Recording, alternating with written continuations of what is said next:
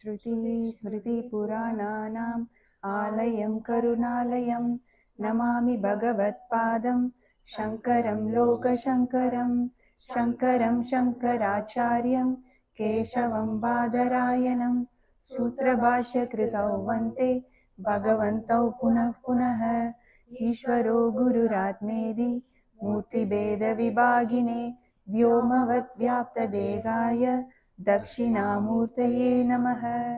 सहना भवतु सहनौ भुनक्तु सह वीर्यं करवावहै तेजस्विनावधीतमस्तु मा विद्विषावहै। ॐ शान्ति शान्ति शान्तिः।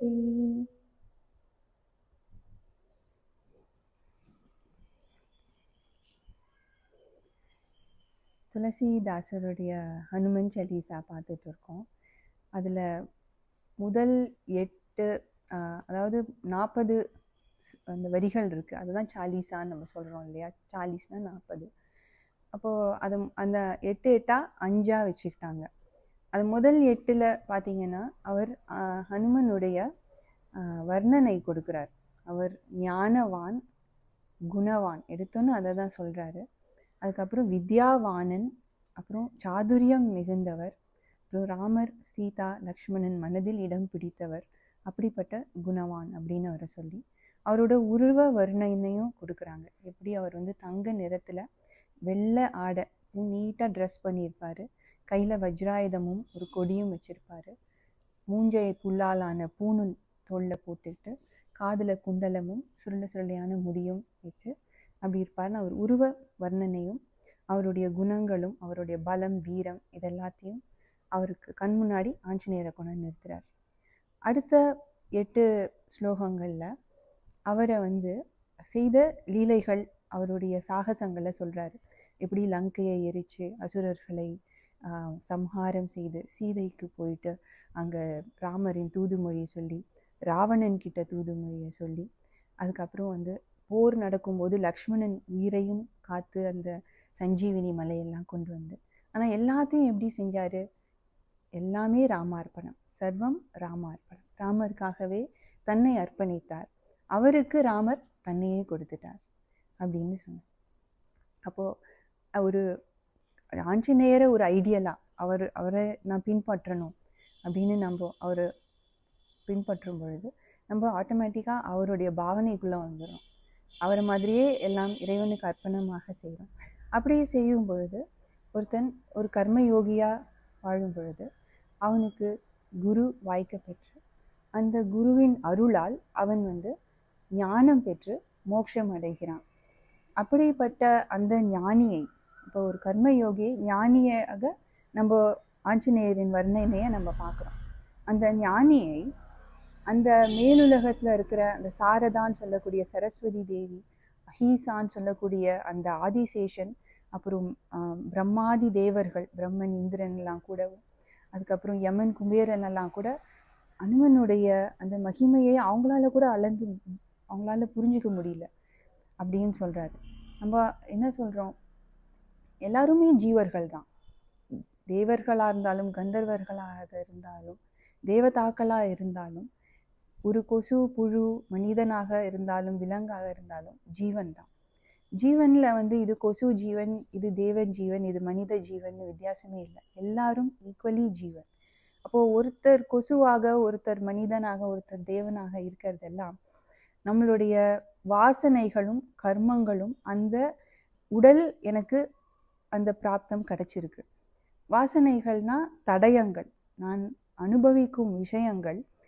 அது அந்த எண்ணமும் அந்த சம்பவம் மறந்து போயிடுது. ஆனால் சம்பவத்தினுடைய அந்த உணர்வு தடயம் என்னுள்ள இருக்குது. அப்போது மனிதர்களுக்கு ஒரு எல்லா ஜீவர்களுக்குமே நாட்டங்கள் இருக்குது, பயங்கள் இருக்குது, விருப்பு வெறுப்புகள்லாம் தானாகவே இருக்குது. ஒரு விஷயத்து மேலே பல விஷயங்கள் மேலேனா இதெல்லாம் எங்கேயோ எந்த பிறவியிலையோ என்மேல் விட்டு போன தடயங்கள், அதை வாசனைகள்னு சொல்கிறோம். ஏன்னா ஒரு டப்பாவில் பெருங்காயம் போட்டு வச்சா அந்த டப்பா காலியாகி கழுவுனப்புறம்னு வாசனை இருக்கு இல்லையா. அந்த மாதிரி சம்பவம் நடந்து முடிஞ்சு சித்தத்தில் அந்த நினைவு இல்லாமல் போயிட்டா கூட வாசனையின் பதிவுகள் நம்மகிட்ட இருக்கு. இந்த வாசனைகள் தான் இந்த பிறவி அடுத்து எந்த உடல்னு அது ஒரு டைரக்ட் பண்ணுது. கூட சேர்ந்து அந்த வாசனை ஒரு ஆசை இருக்கு, தேவனா கந்தர்வனா பிறக்கணும்னு இருந்தா கூட அதுக்கான புண்ணிய பலன் இருக்கணும். அந்த தேகத்துக்கான புண்ணிய பலன் இருந்தாதான் அந்த தேகம் நமக்கு கிடைக்கும். அப்போ இந்த தேவர்கள் அந்த ஸ்வர்கலோக வாசிகள் எல்லாம் நிறைய புண்ணியம் இருக்கிறதுனால அவங்க அந்த லோகங்கள்ல இருக்கிறாங்க. புண்ணியம் மட்டுமே அனுபவிக்கக்கூடிய லோகங்கள் ஸ்வர்கலோகம். நிறைய பாவ மூட்டை சேர்ந்துருச்சுன்னா அதை போய் கழிக்கிறதுக்கு கீழ் லோகங்கள் போகிறாங்க. இந்த பூலோகம் பாபமும் புண்ணியமும் கலந்த ஒரு லோகமாக இருக்கிறது. இந்த பூலோகத்திலையும் இந்த விலங்கு இந்த ஜீவ ஜந்துக்களுடைய சரீரங்களில் கர்மாவை அனுபவிச்சிடலாம். புது கர்மா அங்கே சம்பாதிக்க முடியாது. ஏன்னா அந்த விலங்குகள் தன்னிச்சையாக ஃப்ரீவில்லோட அங்கே செயல்படுவதில்லை. அந்த கர்மா விட்ட வழியில் அது போய்கிட்டே இருக்கே தவிர அது விரும்பி எந்த குற்றமோ இல்லை நல்லதோ செய்யாதனால அங்கே புண்ணியங்கள் பாவங்கள் ஈட்டுவதில்லை. இந்த மனித சரீரம் மட்டும்தான் இந்த சுவாமி பூஜ்ய ஸ்ரீ சுவாமி ரோல்ஸ் ராய்ஸ் ஆஃப் ஆல் சரீரா அப்படின்னு சொல்கிறாங்க.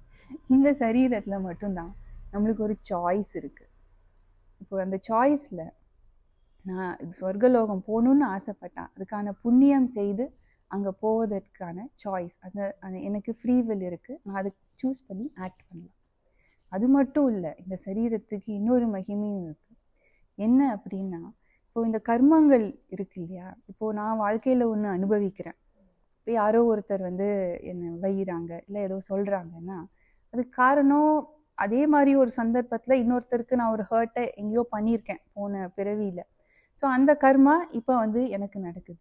அப்போ என்னை ஒருத்தர் ஹர்ட் பண்ணார் இல்லையா, அவருக்கு சூழ்நிலை அவர் அங்கே கூட நிறுத்துச்சு.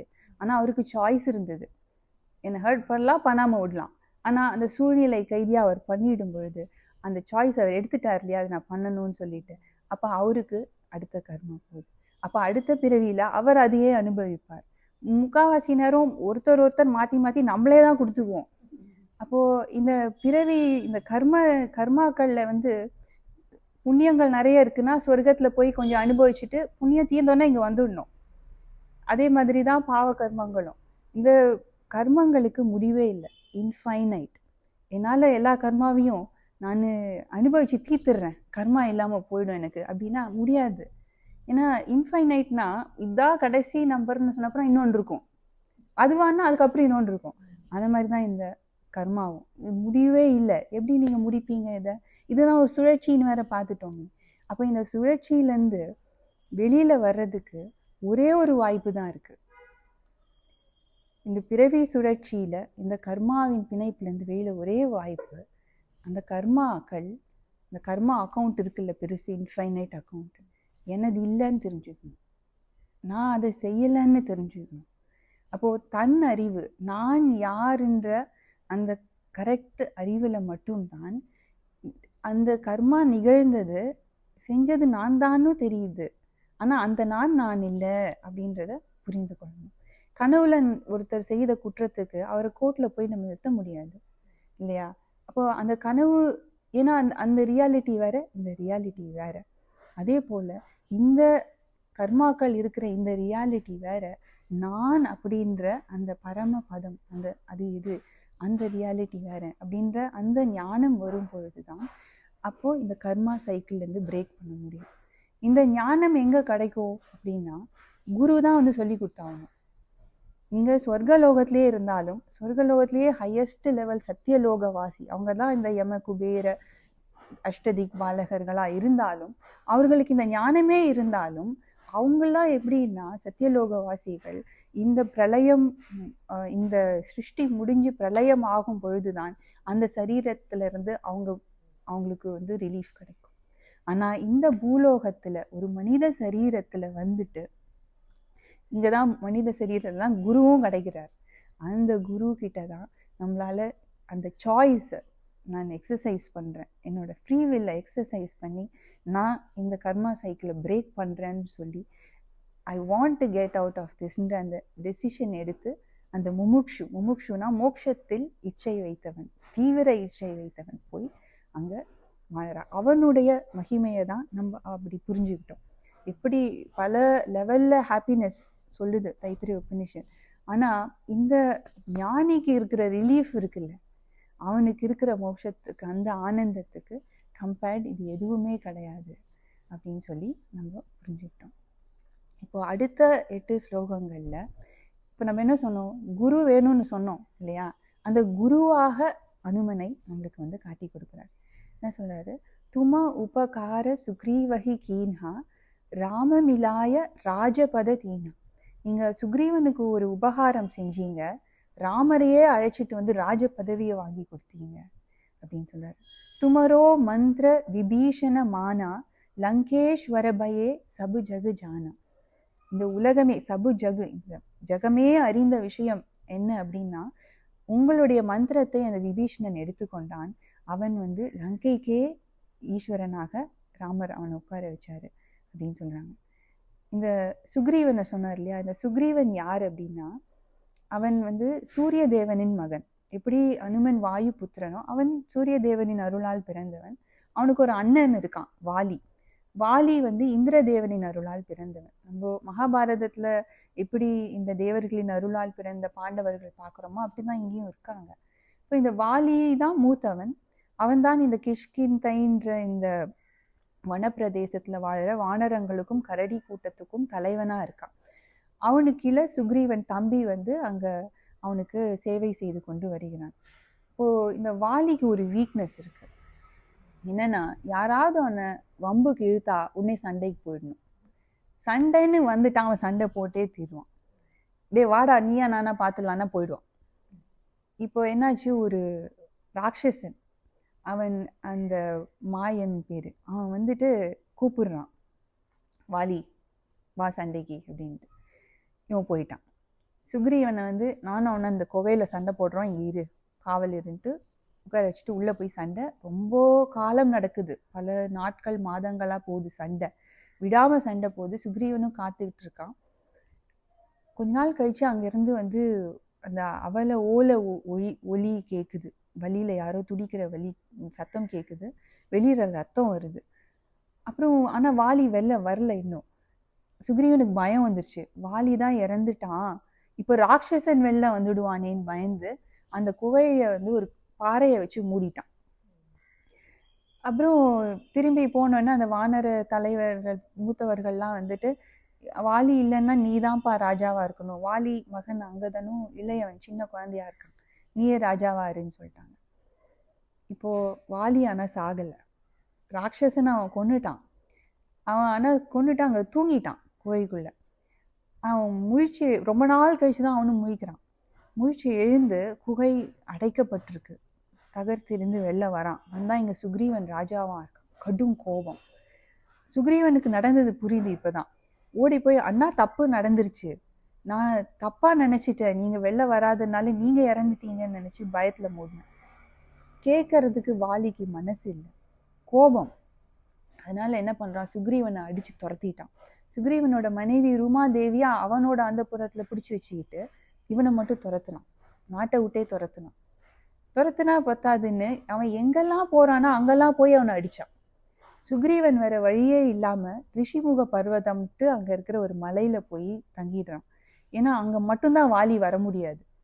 ஏன்னா அந்த மலையில் மதங்க முனிவர் அங்கே யாகங்கள் அவருடைய யோகத்தில் இருக்கும் பொழுது வாலி போய் அந்த இடத்துல கொஞ்சம் அசுத்தம் செஞ்சிடுறான், இந்த எச்சில் இந்த மாமிசம்லாம் போட்டு. அவர் கோபத்தில் சபிச்சிடுறாரு, இந்த பக்கம் நீ வந்தன்னா உன் தலை வெடிச்சு செதறிடும், அதனால் அங்கே மட்டும் அவன் போகமாட்டான்ட்டு சுக்ரீவனும் சுக்ரீவனுக்கு லாயலாக இருக்கக்கூடிய கொஞ்சம் பேரும் அவனோட அங்கே தங்கியிருக்காங்க. அதில் ஒருத்தர் ஹனுமன். இவங்க அங்கே தங்கி இருக்கும் பொழுது தான் ராமரும் லக்ஷ்மணரும் இதே சமயம் அவங்க சீதையை தேடி வந்துட்டுருக்காங்க. அப்போ ஒரு கந்தர்வன் ஒரு ராட்சச உடலில் மாட்டி கஷ்டப்பட்டுட்டு இருக்கும்போது அந்த ராட்சசனை கொன்று கந்தர்வனை ரிலீஸ் பண்ணும்போது அவன் சொல்கிறான், ராமா நீ சுக்ரீவன்ற ஒரு வானர அரசனை பார்ப்ப, அவரோட உதவியால் சீதையை மீட்டுடுவ போ அப்படின்னு சொல்லிட்டு போயிட்டான். இவர் சுக்ரீவனை இப்போ தேடுறாரு. அப்போது மலையில் இருக்கிற சுக்ரீவன் இங்கெல்லாம் மேலே குகையிலேருந்து பார்த்துடுறாங்க. 2 உயரமாக அழகாக, ஒருத்தர் சிவப்பு ஒருத்தர் கருப்பு, ராஜகுமாரர்களாக இருக்காங்க. ஆனால் மர உரியில், ஆனால் கையில் வில்லு அம்பு வேற எடுத்துக்கிட்டு வர்றாங்க, வீரர்களாக இருக்காங்க. சுக்ரீவனுக்கு பயம், யார் இவங்க அப்படின்னு. ஏற்கனவே அவன் வாலியால துரத்தப்பட்டு இருக்கான் இல்லையா. இப்போ அனுமன்கிட்ட கேட்குறா, போய் என்ன பார்த்துட்டு வாங்க. அனுமன் வந்து ஒரு பிராமண ரூபத்தில் வந்து பேசுகிறாரு. அதை நம்ம பார்த்தோம் இல்லையா. அவரோட பேச்சினுடைய நயம் அழகில் ராமர் லக்ஷ்மணர் மயங்கி அவர் வந்து கூட்டிகிட்டு வர்றாரு.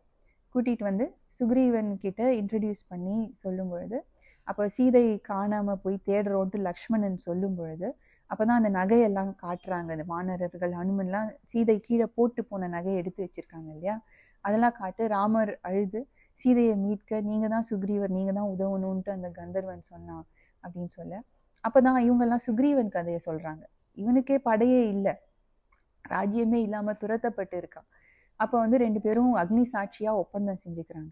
நான் உனக்கு அந்த ராஜ்யத்தை மீட்டு தரேன் அப்படின்னு ராமர் சொல்ல, நான் உங்களுக்கு சீதையை தேடி கண்டுபிடிக்க வானர கூட்டத்தை அனுப்புறேன்னு இவனும் ப்ராமிஸ் பண்ணிக்கிறாங்க. அப்போது அந்த சண்டை இப்போ எப்படி போய் ராஜ்யத்தை மீட்கணும் அதுக்கு ஒரு பிளான் போடும்பொழுது சுக்ரீவன் சொல்கிறான், வாலிக்கு வந்து இந்திரதேவன் அவனுடைய தந்தை இல்லையா, அவரோட அருளால் அவன்கிட்ட வந்து ஒரு ஒரு நவமணி ஒன்று இருக்குது. அந்த மணி அவன் கழுத்தில் அணிந்து இருக்கும் பொழுது அவனை எதிர்த்து யார் போரிட வந்தாலும் அந்த எதிரியோட பலத்தில் பாதி இவனுக்கு வந்துடும். இப்போ இவனால் ஜெயிக்க தான் முடியும், யாரும் அவனை எதிர்த்து சண்டையே போட முடியாது.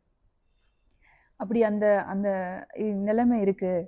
அது மட்டும் இல்லை, வாலி வந்து ஒரு குத்துனான்னா அந்த சால் மரம் இருக்கு இல்லையா, அந்த மரத்தில் ஓட்டையே போட்டுடுவான். இந்த கராத்தையெல்லாம் அப்படி உடைக்கிறாங்கல்ல செங்கலெல்லாம், அது மாதிரி அவ்வளோ பலசாலி அவன் அப்படின்னு சுக்ரீவன் சொல்கிறான். இப்போது ராமர் சொல்கிறாரு இருங்க அப்படின்ட்டு அவரோட அம்பு ஒன்று எடுத்து அப்படி விடுறாரு. அது 7 மரத்தை தொலைச்சிட்டு போய் ஒரு பாறாங்கல்லையும் செதறுது. இப்போ சுக்ரீவனுக்கு ராமருடைய பிரதாபம் தெரிஞ்சுன்னு அவன், ஏன்னா அவன் உயிரை ஒப்படைக்கணும். இப்போ பிளான் என்னன்னா, சுக்ரீவனும் வாலியும் சண்டை போடுவாங்க, ராமர் மறைஞ்சிருந்து அம்பால வாலியை கொண்டுடுவார் அப்படின்ட்டு. இப்போது சண்டைக்கு போயிட்டாங்க.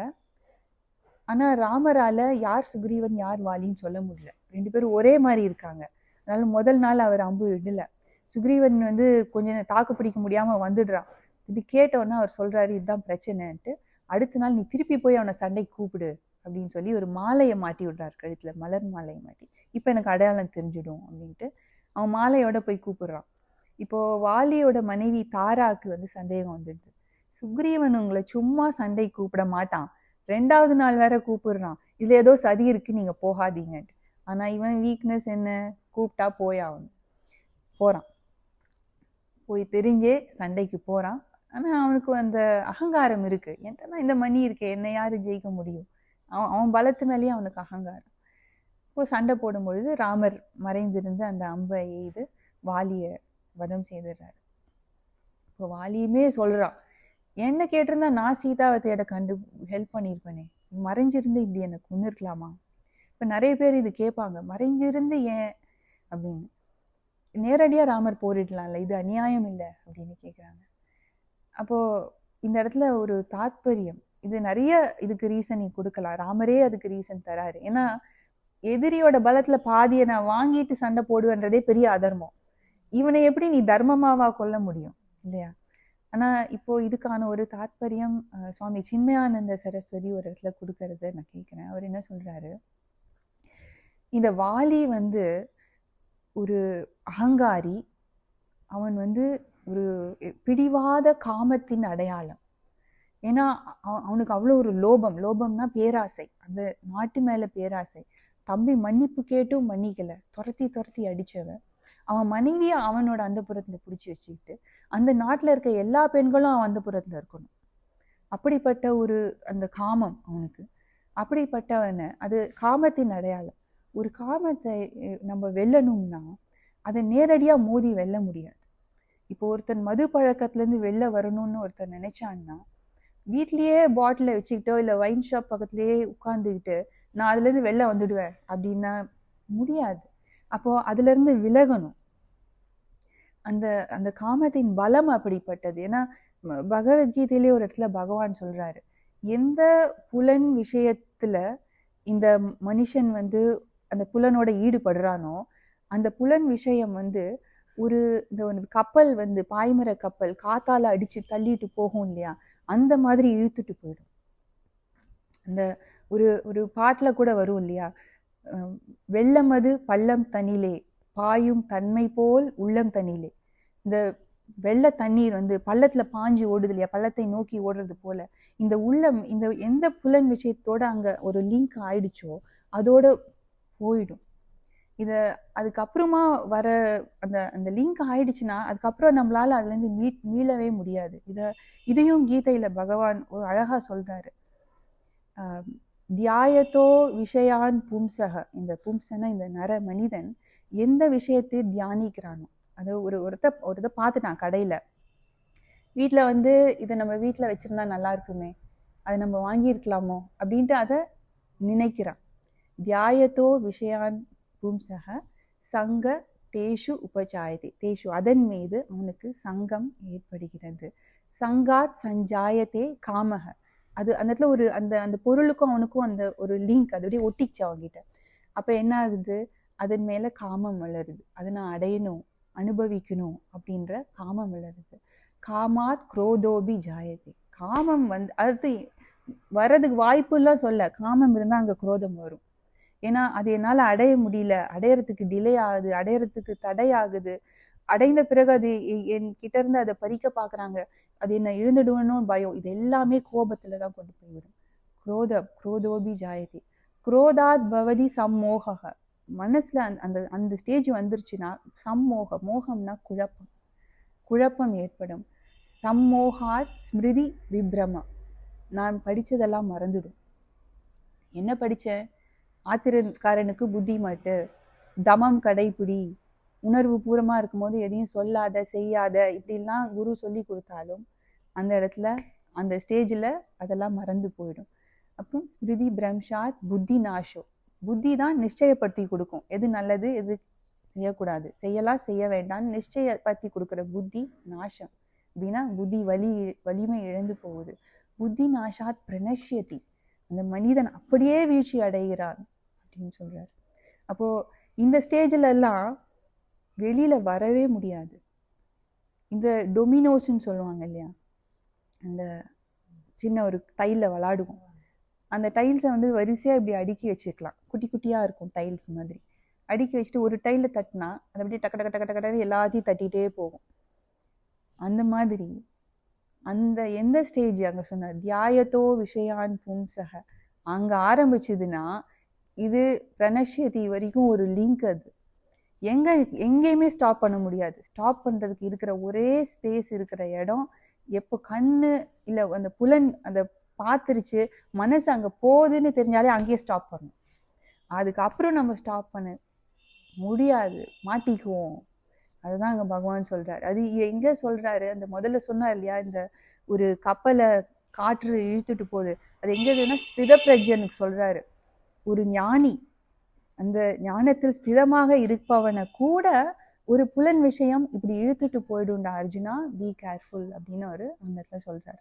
அப்போது இந்த வாலியின் வதம் நம்ம எப்படி பார்க்குறோன்னா, அதை நேரடியாக நீங்கள் புலன் விஷயத்தில் அனுபவிச்சுக்கிட்டே எல்லாத்தையும் வச்சுக்கிட்டே நான் அந்த வைராகியத்தை வளர்த்துக்குவேன், எனக்கு பற்றற்ற நிலை எனக்கு வேணும், இந்திரியார்தேஷு வைராகியம், இந்திரியம்னா இந்த புலன் ஞான கர்மேந்திரியங்களின் அனுபவ விஷயங்களில் எனக்கு வைராகியம் இருக்கணும். வைராகியம்னா அது இருந்தாலும் இல்லாட்டியும் அது உணர்வு பூர்வமாக நான் பாதிக்கப்பட மாட்டேன் அப்படின்ற அந்த நிலை வரணும்னா நம்ம புலன் விஷயங்கள்லேருந்து நம்ம உள்ள ரிட்ரீட் பண்ணிக்கணும், நம்மளை இது பண்ணிக்கணும். இன்னொரு இடத்துலையும் அவர் பகவான் தான் சொல்கிறாரு, எப்படி ஒரு ஆமை தன்னுடைய கால் கை எல்லாத்தையும் உள்ளே இழுத்துக்குதோ அந்த மாதிரி இந்த புலன்கள் எல்லாம் உள்ளே இழுத்துக்கோ அப்படின்னு சொல்கிறார். உள்ளே இழுத்துக்கோன்னா அனுபவ களத்திலேயே இருந்தோன்னா வெளில வர முடியாது அப்படின்னு சொல்கிறார்.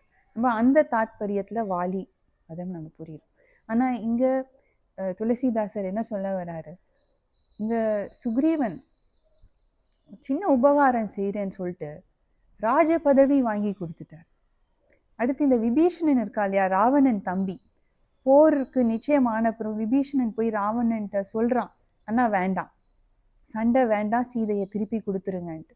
ராவணன் என்ன அவன் கேட்பானா, டேய் நீ என் சைடா அவன் சைடா, வெளில போனி, அவனை பற்றி பேசுகிற வெளில போனின்னு துரத்திட்டான் விபீஷணனை. அவன் லங்கையில் இருக்க முடியாமல் அவனுக்கு ஒரு லாயலாக இருக்க 4 பேரோட வந்து ராமர்கிட்டயே வந்து சரணடைகிறான். அப்போது அங்கே சுக்ரீவன் அங்கதன்லாம் வந்து என்ன சொல்கிறாங்க, வேண்டாம் எனிமி சைடு இவனை கூட சேர்க்காதீங்க அப்படின்னு சொல்லி சொல்கிறாங்க. அப்போ அனுமன் தான் சொல்கிறார், சேர்த்துக்கோங்க. அவன் வந்து ஏன்னா அனுமனுக்கு தெரியும், அவன் வந்து அங்கே அவருக்கு மரண தண்டனை கொடுத்தப்ப தர்மத்தை எடுத்து சொல்லி சரி செய்தவன். அப்போ சீதையும் சொல்லியிருக்காங்க, விபீஷணன் வந்து அவங்க மகள் விட்டு தூது சொல்லி எனக்கு சொன்னார் ராவணன் எப்படிப்பட்டவன்ட்டு அப்படின்னா. இப்போ விபீஷணனை பற்றி ஒரு தர்மவான்ற இருக்கிறதுனால ராமருக்கு இது சேர்த்துக்கோங்கன்னு சொல்லி கொடுக்குறாரு. இந்த விபீஷணன் என்ன செய்தான், சரணாகதி செய்தான் ராமன் கிட்ட வந்து. ஏன்னா அவனுக்கு தர்மம் தான் மேலாக இருக்கிறது. அவன் அண்ணனுக்கு வந்து அவன் இது என்ன சொல்றாரு, நம்பிக்கை துரோகம் தான் செய்கிறான். ஆனால் அவன் எதுக்காக செய்கிறான், தர்மத்துக்கு சைடில் இருக்கிறதுக்காக அவனை விட்டுட்டு வரான் அவன். அப்போது இங்கே வந்து ராமர்கிட்ட சரணாகதி செய்கிறான். அதுதான் துமரோ மந்திர விபீஷண மானா. விபீஷணன் உங்கள் மந்திரத்தை எடுத்துக்கொண்டாருன்னா, இப்போ ஜெய் ஹனுமான்னு சொன்னாலும் ஹனுமனை சொன்னால் அது ராமரை சொல்கிறதுக்கு தான் ஈக்குவல்.